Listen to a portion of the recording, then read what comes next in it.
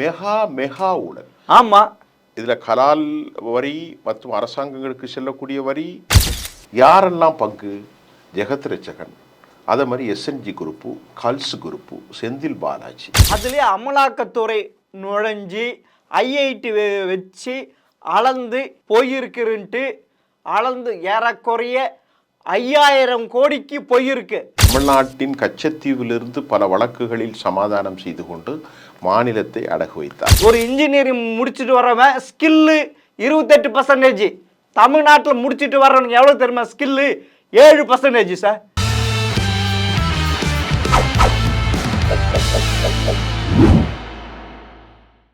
MTV நேயர்களுக்கு வணக்கம். அரசியல் ஆடுகள பகுதியின் மூத்த பத்திரிகையாளர் சுபியான் அவர்கள் சந்திப்ப வாருங்க. வணக்கம் சார். வணக்கம். என்ன சார் பார்லிமெண்ட்டை வச்சு வாங்கிட்டாங்க, திடீர்னு மொட்டையா சொன்ன இப்படி என்ன சொல்லுங்க, செய்தி சொல்லுங்க. நம்ம அதை என்ன சார் இது? இல்லை அது சரி, நீங்க சொல்லுங்க. சூப்பர். அப்போனா தமிழக முதல்வர் மேலே சூப்பர் முதல்வர் இருக்குன்றாரு ஒரு மத்திய அமைச்சர், கல்வி அமைச்சர் தர்மேந்திர பிரதான். அப்போனா இப்போ இருக்கிற திரு ஸ்டாலின் அவர்கள் ஒன்றும் இல்லாதவரா, ஒன்றும் தெரியாதவரா? அப்போனா சூப்பர் முதல்வர் இருக்கிறாரு. ஒரு மத்திய அரசை சொல்லணும்னா அப்போனா எப்படி? அவர் தஞ்சாவூர் தலையாட்டி பொம்மையா? இந்த தோல் பாவை சொல்லுவேன், அது என்ன சார்? தோல் பாவை கூத்து. கூத்து, பொம்மலாட்டம். ஒரு பொம்மலாட்டம் நடக்குது இங்கே, புதுமையாக இருக்குது அப்படின்ட்டு ஒரு சினிமா பாட்டு இருக்கு. அது தமிழக அரசுக்கு நல்லா பொருந்துதா? 4 பேர் நடுவில் கையில். அப்பன்னா ஓ, அந்த 4 பேர் யாரு? சித்தரஞ்சன் தாஸ் இதுவா இல்ல கிரீன் வேஸா? இப்ப நீங்க சொல்றது எனக்கு என்ன, நான் சார் நீங்க 4 பேர் நடுவுல நூறு ஒருத்தன் கையில, அப்பனா யாரு சார் அந்த 4 பேரு? இப்போ நேத்தைக்கு மத்திய சார் அங்க அப்புறம் இந்த 4 பேரை சொல்லுங்க சார். எனக்கு பாயிண்ட் வரேன், அந்த பாயிண்ட் தான் வரேன். இப்போ நாடாளுமன்றத்தில் திமுக கலவரம் செய்ததா இல்லையா நேத்து? எது நேத்தைக்கு திமுக என்ன பிரச்சனை பண்ணாங்க? ஆமா சார். சார் எதுக்கு சார் மக்களை திசை திருப்பது? அதைத்தான் சொல்ல வரேன். ஏன் திசை திருப்பணும்னா நான் சொல்றேன். இன்றைக்கு நேற்று நான் ஒரு தொலைக்காட்சியில் பேசும்போது 50,000 கோடி ரூபாய் ஆண்டுக்கு மெகா ஊழல். ஆமா, மெகா ஊழல். ஆமா. இதுல கலால் வரி மற்றும் அரசாங்கங்களுக்கு செல்லக்கூடிய வரி அது மட்டும் இல்லாமல் 50,000 கோடிக்கு மேல் செல்கிறது என்றால் ஒரு பாட்டில் அரசுக்கும் 2 பாட்டில் வெளியவும் போகிறது. ஆமாங்க சார். ஒரு பாட்டில் 120 ரூபாய்க்கு விற்கும் போது அரசுக்கு 50,000 கோடி வந்தால் 2 பாட்டில் விற்கும் போது இவர்களுக்கு 50,000 கோடியா அதுக்கு மேலையா? சார் கணக்கில் ஆமா சார். பில்லு கிடையாது சார், பில்லு கிடையாது சார். டாஸ்மார்க்ல பில்லு இருந்தால் தெரியும் எவ்வளோ போயிருக்கு, எவ்வளோ இது இருக்கு, எவ்வளோ இதுன்ட்டு. எதுக்கு ஆயத்தீர்வு கட்டியிருக்கா, எது ஆயத்தீர்வு ஒன்றுமே தெரியாது. இல்லை வேணும்னா இவங்களே ஸ்டிக்கர் கூட ஒட்டிக்கலாம். என்ன இருக்கு? இப்போ நம்ம அரசாங்கம் நம்ம கையில் இருக்கு. இப்போ அந்த விஷயத்தை நம்ம நான் ஒரு காணொலி கொடுத்தேன். 1 லட்சம் பேர் பார்த்துருக்காங்க. எங்கே நம்ம இதில் கிட்டத்தட்ட 70-80,000 பேர் பார்த்துருக்காங்க. இப்போ மக்கள் தமிழ்நாட்டுடைய நிலையை ரொம்ப கவனமாக இருந்துச்சு. நான் இங்கே கொடுத்த முந்தானத்தை கொடுத்ததான் போயிருக்கு. ஆமாம், நம்ம தான் டாஸ்மார்க் விரைவில் சீல்னு போட்டோம், அதுவும் போயிருக்கு. எல்லாமே போயிருக்கு. இல்லை டாஸ்மாக் ஏன்னு கேட்டேன்னா ரொம்ப முக்கியம். ஒரு நிமிஷம் எனக்கு கொடுங்க. தமிழ்நாட்டினுடைய வரி உபாதைகளை வரி விதத்தில் நாட்டை செயல்படுத்துவதற்கு இந்த 50,000 கோடி பெரிய அளவில் முதலீடு செய்யுது. இந்த 50,000 கோடியில் யாரெல்லாம் பங்கு? ஜெகத் ரட்சகன், அதே மாதிரி SNG group, culls group, Senthil Balaji. இன்னும் நேற்று பேசும்போது கூட இந்த பணங்கள் தான் ஜி ஸ்கொயர்களாக மாறுகிறதா என்ற கேள்வியில் நியாயம் இருக்கிறது. அந்த ஜி ஸ்கொயர் யார் சார்? அது சபரீஷன். அவருடைய மருமகன். யாருடைய மருமகன் சார்? ஸ்டாலினுடைய மருமகன். ஸ்டாலினுடைய மருமகன். அப்படின்னா ஸ்டாலின் பொண்ணை கட்டியிருக்காரா? பொண்ணை கட்டியிருக்காரு. அப்படிங்களா? அம்பாசமுத்திரம் உள்ள முதலியார் பையன், நல்ல பையன். பட் அவ்வளவுமே ஸ்டாலினுக்கு தெரியாமல் ஒரு கிச்சன் கேபினெட் அங்கே நடப்பதாகவும், அந்த கிச்சன் கேபினெட்டை துர்கா அம்மையார், இவர் நம்ம சபரீசன், உதயநிதி போன்றவர்கள் தான் வழிநடத்துகிறார்கள் என்றும், இவர் ஒரு ரோபோ முதல்வராகவே செல்கிறார் என்ற கருத்திலும் உண்மை இருக்கிறது. ஏனென்று கேட்டால் திமுக அமைச்சர்களில் 11 பேர் ஊழல்வாதிகள், பயங்கர ஊழல்களில் குற்றப்பட்டவர்கள். தங்கம் தென்னரசிலிருந்து, அனிதா ராதாகிருஷ்ணனிலிருந்து, கே சிசார்லேருந்து, பொன்முடியிலிருந்து, பெரியசாமியிலிருந்து, கீதா ஜீவன் விடுவிக்கப்பட்டதிலிருந்து இன்னைக்கு கனிமொழி மேலேயும் the case has been pending, including Raja, இப்போ வந்து புதிதாக செந்தில் பாலாஜி 430 நாள் உள்ளே இருந்தார். இப்போ அடுத்து உள்ளே போக போகிறார். இப்போ என்னென்னா இந்த 50,000 கோடி ரூபாய் ஜெகத்ரட்சகன் கம்பெனி தான் 60% பாட்டில்களை அவங்க சப்ளை பண்ணுறாங்க. எதுக்கு ஜெகத்ரட்சகன் இவ்வளோ செய்கிறாரு அது தெரியுமா? தெரியுது சார். எலெக்ஷன் வந்து அவர் தான் சார். காமதேனு இப்போ 1,76,000 சொன்னோம்ல. ஆமாம். இப்போ 1,76,000 4 வருஷம் 50ன்னு பாருங்க எத்தனை லட்சம் கோடி வருது? எங்கேயோ போயிடுச்சு. 2 லட்சம் கோடிக்கு மேலே போகுது. ஆமாம். இப்போ மக்கள் பேச்சு அதுக்கு தான் நாடாளுமன்றத்தில் நேற்று கலவரம் செய்த காரணம் என்ன? நான் ஒரு சொல்லி முடிச்சேன். Let me completed. பிஜேபி தமிழ்நாட்டை வஞ்சிக்கிறதுன்னு உண்மை, அதில் மாற்று கருத்து இல்லை. அவர்களுக்கு பீகார் பட்ஜெட்டை போட்டால் அவனை கட்சியை நிலப்படுத்தணும் ஒன்று. ஆனால் அதையே ஆயுதமாக நீ பயன்படுத்துவதற்கு என்ன காரணம்? மும்மொழி கொள்கை, ஹிந்தி கொள்கை, கத்திரிக்காய் கொள்கையெல்லாம் என்ன காரணம் என்றால் தான் மீது இந்த 50,000 கோடி பேச்சு பொருளாக ஆகிவிடக்கூடாது என்பதற்காகத்தான் திமுக தமிழ்நாட்டு உரிமைகளுக்காக, மக்களுக்காக, தமிழ் மக்களுக்காக, தமிழ் மொழிக்காக, தமிழை காப்பதற்காக போராடுகிறது என்று நாடாளுமன்றத்தில் திட்டமிட்டு இந்த கலவரங்களை எல்லாம் அரங்கேற்றினார். ஆமாம் சார். சரியா தப்பா? ஆமாம் சார். சரியா தப்பா சார்? அப்படி இல்லை சார். இது மாத்திரம் இல்லை சார். இந்த 50,000 கோடிகள் மாத்திரம் இல்லை சார். பொதுமக்கள் டோட்டலி திமுக அரசு மேலே அதிருப்தியில் இருக்கிறாங்க சார். ஒரு நிமிஷம். இதில் மேடம் சசிகலா பேட்டி கொடுத்தாங்க. ஏன்பா கிளியராக சொல்கிறாங்க, தமிழ்நாட்டில் இன்னைக்கு பேசுறதுக்கு நீங்கள் என் மேலே வேற பார்வை இருக்கும், அதை பற்றி நான் கவலைப்பட்டேன். இல்லை நான் உங்களுக்கு சொல்ல குட்டிக்க, நீங்கள் நண்பர், நான் மேடம்னா மற்ற எந்த எதிர்கட்சி தலைவனும் வாயை பொத்திக்கிட்டு இருக்கான், ஒரு பையன் பேச மாட்டேங்கான். இல்லை இப்போ வந்து இல்லை இது ஒன்று. இப்போ ஒன்று புதுசாக எடுத்து விட்டுருக்குறாங்க. சசிகலா அவருடைய மிட்டா இதில் இருங்க அந்த இது டாஸ்மார்க் போகுதுன்னு அவங்க அந்த இது வித்துட்டாங்க. அதெல்லாம் இல்ல, அது வித்துட்டாங்க. அப்படி இல்ல, அது வித்துட்டாங்க. அது நிறைய பேருக்கு தெரியல. சரி, அது பதிவு பண்றாங்க. அவங்க என்ன சொல்றாங்க மேடம் என்ன சொல்றாங்கன்னா, ஏன்பா அரசாங்கத்துறையிலேயே இந்த அளவுக்கு பில்லு போடாம நீங்க கோல்மால் பண்றீங்க. இது அரசாங்கத்தினுடைய ஆடிட்டிங் செய்யப்படக்கூடிய ஒரு துறை தான் டாஸ்மாக். எத்தனை பாட்டில் உற்பத்தி ஆகுது, எத்தனை பாட்டில் விற்பனை ஆகுது, எவ்வளவு பணம் உள்ள வந்திருக்குங்கிறது மிக முக்கிய கணிப்புல வர்றது தான் இந்த இது. ஆமா சார், அவங்களுக்கு நல்லா தெரியும் சார். ஒரு நிமிஷம், சசிகலாவுக்கு நல்லா தெரியும். இருங்க சார் இருங்க. சசிகலாவுக்கு இது நல்லா தெரியும். ஏன்னா 2003 தான் டாஸ்மார்க் ஓபன் பண்ணாங்க. தெரியும். அப்பல இருந்து இது 16 வரைக்கும், அதாவது ஜெயலலிதா உயிரோடு இருந்த வரைக்கும் டாஸ்மார்க்கு சசிகலாவுடைய கம்பெனி தான் அதிகமாக சப்ளை செய்தது, அதிகமாக அங்கிருந்து தான் வாங்கப்பட்டது. மிட்டாஸ் என்ற சொல்லிலிருந்து அதன் மூலம் அவங்களுக்கு தெரியும். இல்ல அது எப்படி இல்ல சார், அது எப்படி நடக்குது, ஏது நடக்குது எல்லாமே அத்துப்படி சார். அவங்களுக்கு நல்லா தெரியும். அவங்க பொது வெளியே இப்ப வந்து அவங்க வாயை திறந்துட்டாங்க. நான் தான் சொல்றேன், அவங்க சொல்றது கரெக்ட். உண்மையை புட்டு வைக்கிறாங்க. அவங்க முழு உண்மை அவங்களுக்கு தெரியும் சார். என்ன சொல்றாங்க, ஏன்பா இவ்வளவு லீக்கேஜ் ஆகுத, அரசுக்கு செலவு செய்யக்கூடிய பணங்கள் இவ்வளவு மோசமாக looted the money, the government money, the public property has been looted by the government of Tamil Nadu. He should have a responsibility as the Chief Minister of Tamil Nadu or the Sendil Balaji. They must come forward and disclose everything what was happened behind the screen. என்னது டாஸ்மாக்ல போய் அரசு துறையில வந்து ஒரு corruption ஒரு raid நடக்கல, அப்போ who will take a response sir? அதுதான் சார் மூடி மறைக்கிறது தான் சார் இவ்வளவு நடந்தது. சரி, ஆமா சார். இதை தாண்டி ஒரு கேள்வி அவங்க எழுப்புறாங்க. அரசு துறையில பில்லு போடக்கூடிய டாஸ்மாக்ல ஐயா இவ்வளவு லூட் பண்றிய, கல்லு மண்ணு, அதுலயே அமலாக்கத்துறை நுழைஞ்சி ஐஐடி வச்சு அளந்து எவ்வளவு மண் போயிருக்குன்ட்டு அளந்து ஏறக்குறைய 5,000 கோடிக்கு போயிருக்கு. ஆனால் இவங்க போட்டிருக்க பில்லு 32 கோடி சார். 32 கோடி தான். 32 கோடியா? வெறும் 32 தான். பாவியலா, மீது 4,970. ஆமா, எவ்வளோ யூனிட் எவ்வளோ இதுன்ட்டு அத்துப்படி வச்சுட்டாங்க. அதுக்கு தான் ஐஏஎஸ் ஆஃபீஸர்லாம் கூப்பிட்டு என்கொயரி பண்ணுறப்ப அதுக்குள்ளே ஓடி போயிட்டார். எங்கேக்கு ஹைகோர்ட்டுக்கு ஓடி போயிட்டு ஸ்டே ஆர்டர் வாங்கிட்டார் தமிழக அரசு. பயங்கரமாக கொள்ள சார். அதுவும் சரி சார் ஒரு நிமிஷம் இருக்கு சார். இந்த 4 வருஷத்தில் பெரிய அளவுக்கு போயிருக்குமோ மோசடி? ஆமாம். இல்லை, இப்போ வர்ற கதை பார்த்தா அப்படித்தானே இருக்கு சார். இனிமேல் தான் சார் நாடகம் அரங்கேற போகுது.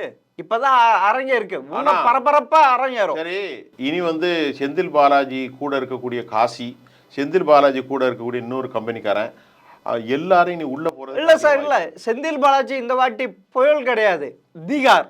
அப்படிதான் தெரியுது. தீகாருக்கு தான் போவ தோர். ஏற்கனவே சுப்ரீம் கோர்ட்டு கொட்டு வச்சிருக்கு.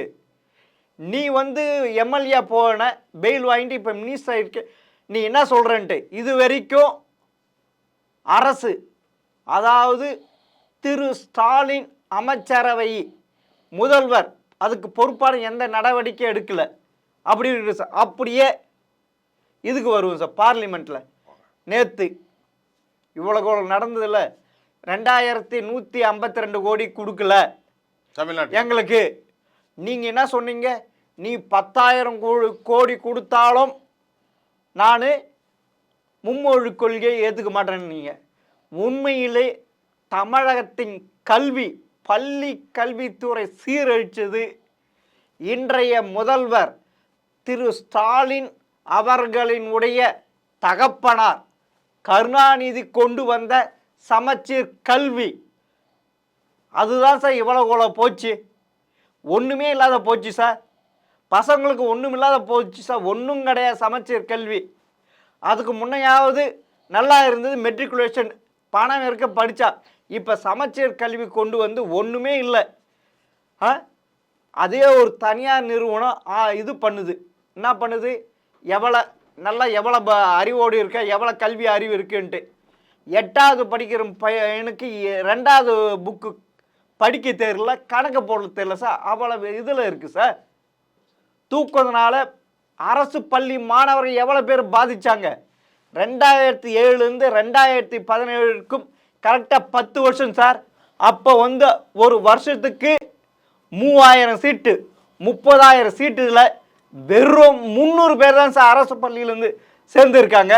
அதுவும் இந்த என்ட்ரன்ஸு எடுக்கிறப்ப, அதாவது நீட்டு 2017 வரப்போ 2016 வரைக்கும் என்ட்ரன்ஸ் இல்லாமல் நடந்தது. அப்போ அந்த 2016 மார்க்கு அடிப்படையில் நடந்த மருத்துவ சேர்க்கையில் 300 சீட்டில் ஏறக்குறைய 1150 சீட்டு நாமக்கல் சேர்ந்த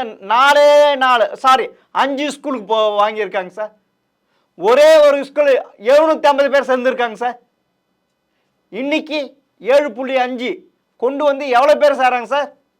10 வருஷத்துக்கு 300 பேர் தான் சேர்ந்தாங்க. இன்னைக்கு 500 பேர் சேர்றாங்க சார். 7.5% தான் நமக்கு ரிஜிஸ்ட்ரேஷன் அரசு பள்ளி பிள்ளைகளுக்கு இருக்குல்ல. இவ்வளோ இது கொண்டு வந்து இவ்வளோ இதாச்சு. இன்னைக்கு சிபிஎஸ்சி தமிழ்நாட்டில் அதிகமாக இருக்குது. காரணம் என்ன சார்? சமச்சீர் கல்வி தானே, சரியில்லைன்ட்டு தானே இப்போ சிபிஎஸ்சி வந்து இருக்கு. உங்கள் வீட்டு பையன் மாத்திரம் மும்மொழி கொள்கை படிக்கலாம் சார். மும்மொழி கொள்கையில் உண்மையில் யாருக்கும் தமிழ் எடுத்து படிக்கிறதுக்கு விருப்பம் இல்லை சார். ஏன்னா அது டஃப்பாக இருக்குன்ட்டு சார். இப்போ மும்மொழி கொள்கை ஒரு பக்கம் இருக்கட்டு. இப்போ உண்மையிலே இந்த அரசினுடைய நிலைமை என்னென்னா, ஒரு விஷயம் சொல்கிறேன். இன்னும் கரெக்டாக 14 மாதங்கள் மட்டுமே இருக்கிறது தேர்தலுக்கு. 2G ஸ்பெக்ட்ரம் எப்படிப்பட்ட ஒரு பாதிப்பை தேசிய அளவில் ஏற்படுத்தியதோ அதை விட மோசமான பாதிப்பை தமிழ்நாட்டில் ஏற்படுத்த அதிக வாய்ப்பு இருக்கிறது. இருங்க சார், இதில் ஒரு குறுக்கீடு. இதனால் காங்கிரஸ் படு தோல்விகளை சந்தித்து வர்றதுக்கு காரணம் மெயினாக UP2 நடந்த இந்த இதனால இது வரைக்கும் தலை தூக்கவே முடியல சார். சரி, உன்னகிட்ட 2019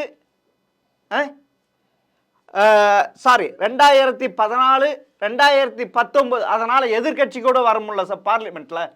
வெறும் 60 தான் சார். 60 50 அப்படி போயிருந்து சார். 1984 ஏறக்குறைய 543 தொகுதியில் 420 தொகுதி ஜெயிச்சுது சார். அப்படிப்பட்ட காங்கிரஸ் இன்னும் தலை தூக்கிறது காரணம் இந்த 2G. இப்போ அந்த 2G எப்படி அவர்களுக்கு சாபக்கேடா சவாலாக அமைந்ததோ அதே போன்ற ஒரு நிலையில் தமிழ்நாட்டில் ஒரு பெரிய மெகா ஊழல், 1976 பூச்சிக்கொல்லி மருந்து, வீராணம் ஊழல், மணிமேகலை பிரஸ் ஊழல், பூமுகார் சினிமா ஊழல், இப்படி பல ஊழல்களில் கருணாநிதி, அன்பில் பொய்யாமொழி இவருடைய அப்பா, இவர்கள் யாரு அன்பில் பொய்யாமொழி இன்றைய பள்ளி கல்வித்துறை அமைச்சராக, அதையும் பதிவு பண்ணும் சார். பள்ளி கல்வித்துறை அமைச்சர் அப்பா எப்படியெல்லாம் ட்ரோன் மூலமாக விவசாயிகள்கிட்ட கட்டிங் வாங்கிட்டு பார்த்தார்களோ, இதனால இந்திராவிடத்தில் சரண்டர் ஆகிய கருணாநிதி தமிழ்நாட்டின் கச்சத்தீவிலிருந்து பல வழக்குகளில் சமாதானம் செய்து கொண்டு மாநிலத்தை அடகு வைத்தார். அது மாத்திரமா? ஒன்று இல்ல, அது மாத்திரமா? காவேரியின் குறுக்கே அணை கட்டுறதுக்கு மேகதாது இல்ல, மெயினா பல நிறைய அணை இருக்கு. அணைக்கு ஒரு அணை இல்ல, நிறைய அணை. ஆமா, குட்டி குட்டி அணையா? ஆமா, குட்டி குட்டி அணையா நிறைய இருக்கு. அது எப்படி? அதாவது அந்த 100 வருஷம் அக்ரிமெண்ட் போட்டது, அதை நீ புதுப்பிக்காம விட்டது. சரி, இப்போ இந்த சூழ்நிலையில் இன்னைக்கு தமிழ்நாட்டில் 2021 மே மாதம் திமுக ஆட்சி வந்தது. முத்துவேல், கருணாநிதி ஆகிய நான் 520 வாக்குறுதிகளோ 505ஓ 500ஓ 300ஓ கொடுத்தார். இந்த வாக்குறுதிகளில் 90% நிறைவேற்றி விட்டதாக அவர்கள் ஒரு lying statement has been made. இல்ல, டமார் அடிக்கிறாங்க. ஆனால் பீப்புள் ஆஃப் தமிழ்நாடு அவர்கள் தனது தேர்ந்தெடுக்கப்பட்ட முதல்வரிடத்திலே சொல்றார்கள், கண்ணுக்கு தெரிந்த ஒன்றே ஒன்று, நிறைய இல்லை, 520 விட்டுருங்க, அந்த ஒன்றுல மாதம் ஒரு முறை ரீடிங் எடுப்பேன்னு சொன்னியே, எடுத்தியா? எடுக்கலையே. வேற மத்தெல்லாம் விட்டுருங்க. மாதம் ஒரு முறை ரீடிங் எடுப்பேன்னு சொன்னீங்களே, மின்சாரத்தில் எடுத்தீங்களா? 5 ரூபா பெட்ரோலுக்கும் டீசலுக்கும் குறைப்பேன்னு சொன்னீங்களே, குறைத்தீர்களா? சிலிண்டருக்கு 100 ரூபாய். ஆமா, சிலிண்டருக்கு 100 ரூபாய். சரி, நான் அனைத்து மகளிருக்கும் உரிமை தொகை. கொடைநாட்டு கொலை வழக்கில் நான் வந்தவுடன் எடுப்பேன் என்று சொன்னீர்களே, எடுத்தீர்களா? 2017 மகா குற்றவாளியாக வந்தவுடன் சிறை கம்பிக்கு பின்னால் போக்குவரத்து துறை லஞ்சம் வாங்கிய செந்தில் பாலாஜி கடும் நடவடிக்கை எடுப்பேன் என்று பேசினார, இன்றைக்கு அவர் உங்களுக்கு எப்படி மனசாட்சி மன்னனாக மாறி போனார்? அப்படி சார், அவர் காமதேனு சார். ஒரு நிமிஷம், இல்ல, செந்தில் பாலாஜிக்கு இன்னைக்கு திமுகவுக்கு காமதேனு. ஆக அள்ளி அள்ளி கொடுக்கிற மக்கள் சார். இப்போ என்னன்னா, நான் அன்னைக்கு நேற்று ஒரு செய்தி பார்த்தேன். நிறைய மக்கள் செய்தியில ஆர்வம் காட்டுறாங்களாம். செய்தி இருக்கு பாருங்க, சினிமாவை தாண்டி செய்தியை பார்ப்பதில் மத்திய தர நடுத்தர வர்க்கம் ஆர்வம் காட்டுகிறது. அந்த மக்களை நீங்க ஏமாற்ற முடியாது சார். அதுக்கு தான் சார் இப்போ ஒன்னொன்னா அரங்கேற்றிட்டு இருக்காங்க. தொகுதி சீரமைப்பு, இந்த PM ஸ்ரீ, இந்த PM ஸ்ரீ நீ உறுதி கொடுத்திருக்கல சார். நம்ம இல்ல PM ஸ்ரீ உறுதி கொடுத்து, நான் ஒரு ஸ்கீம் சொல்லல. இல்ல ஒன்னு இருந்தா இல்ல சார். இப்ப உறுதி கொடுத்து பார்லிமெண்ட்ல பேசியிருக்கார் சார். யாரு? மத்திய அமைச்சர், கல்வித்துறை அமைச்சர் பேசியிருக்க. நீங்க எனக்கு உறுதி, ஒரு பார்லிமெண்ட்ல பேசுறப்ப அப்படியே பதிவு ஆகும் சார், அங்க ரெக்கார்ட் ஆகும் சார். நீங்க இப்படி எல்லாம் ஏமாத்திருக்கீங்க. அதுக்கு தான் சூப்பர் முதல்வர் யாரு யூ டர்ன் அடிச்சது. சரி, இப்போ இதை விட்டுருவோம். இதே பேசி நமக்கு நேரத்தை போகணும். இல்ல சார், இன்னைக்கு இல்ல பள்ளி மாணவர்களுக்கு என்ன நிலைமைக்கு ஆவறது, வருதா இல்லையா, எதுவா பழைய இதுவா எது உனக்கு ஒன்று தெரியுங்களா சார்? இப்போ வாய்மொழியான உத்தரவு பள்ளி கல்வித்துறைக்கு, உயர்நிலை பள்ளிகளுக்கு, மேல்நிலை பள்ளிக்கு என்ன தெரியுமா போட்டிருக்காங்க? 9ஆவதுல சரியாக படிக்கலைன்னா ஃபெயில் பண்ணிடுங்க அப்படின்னு சொல்லியிருக்காங்க. எதுக்கு? 10th எக்ஸாம்பு வரப்ப பர்சன்டேஜ் தேர்ச்சி விகிதம் எவ்வளோன்ட்டு காட்டுறதுக்கு வாய்மொழியாக உத்தரவு போட்டிருக்காங்க. இதனால் இந்த வருஷம் 9ஆவது படிக்கிறவங்கள நிறைய பேர் ஃபெயில் ஆக போகிறாங்க. அது எப்படி போட்டிருக்காங்க பாருங்க. நீங்கள் என்ன சொல்கிறீங்க? 1லேருந்து 8ஆவது வரைக்கும் எக்ஸாம் வந்தால் பள்ளியில் நின்றுவான்னீங்க. இப்போ நீ எப்படி இது பண்ணுற?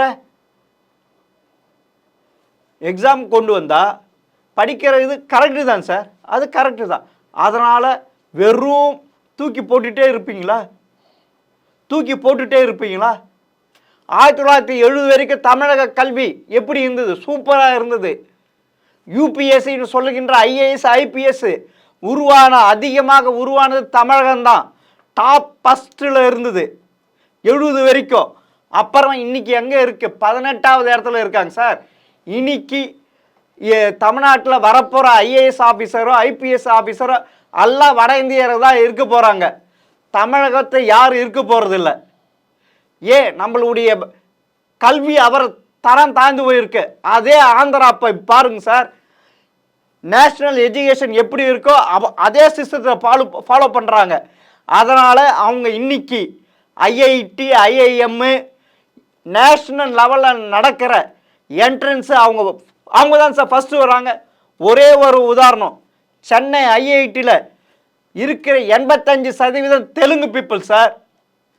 தமிழர்கள் 2% சார். எங்கே போச்சு? அங்கே ரிசர்வேஷன் அப்போன்னா தரமான கல்வி இல்லை. இங்கே பள்ளி கல்வி தரமாக இல்லை. 48க்கு 8000 கோடி ஒதுக்கி நீங்கள் என்ன பண்ணீங்க? அது இல்லை, மத்திய அரசு 500 கோடி ஒதுக்குச்சு அரசு பள்ளிகளில். எது கம்ப்யூட்டர் இதெல்லாம் உருவாக்குங்க, அதுக்கு ஆசிரியர். அந்த 500 கோடி என்ன செலவு பண்ணீங்க? இப்போ 2000 கோடி கேட்க போகிறீங்க. நீ அந்த ஸ்கீமில் போனால் தானே கொடுக்க முடியும். 2152 கோடி மொத்தம் 5000 கோடி வரணும் சார். அதை நம்பி தான் சார் ஆசிரியர்களுக்கு சேலரி போகணும். அவ்வளோ நிதி நிலைமை போயாச்சு. வருஷத்துக்கு 1 லட்சம் கோடி கடன் வாங்குறீங்க. அதெல்லாம் எங்கே போகுது? இவ்வளோ பள்ளி கல்வித்துறை சீரழிஞ்சு போச்சு சார்.